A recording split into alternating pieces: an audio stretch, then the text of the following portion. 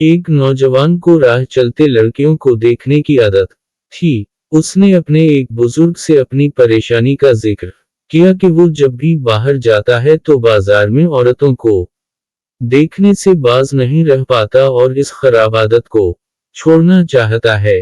वो क्या करे कि इसकी ये बुरी आदत छूट जाए। बुजुर्ग ने उसे एक दूध से लबालिब भरा गिलास दिया, कहा कि वो बाजार तक होकर आए और एक अपने शागिर्द को इसके साथ कर दिया और कहा कि जब भी गिलास से दूध का एक कतरा भी छिलके तो उसको सरेआम मारना। नौजवान बाजार गया और दूध का एक कतरा गिराए बगैर वापस आ गया। बुजुर्ग ने नौजवान से पूछा कि तुमने बाजार में कितनी औरतों को देखा।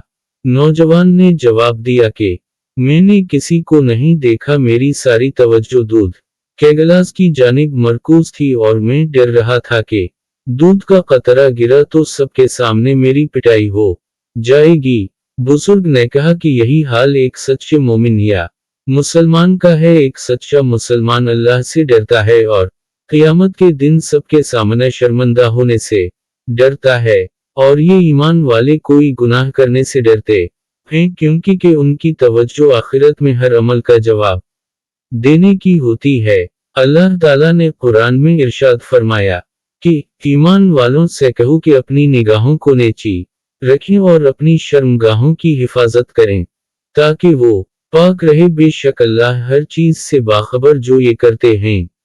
दायां कौसैन। अल्लाह हम सबको हराम चीजों की जानिब देखने से बचाए। आमीन।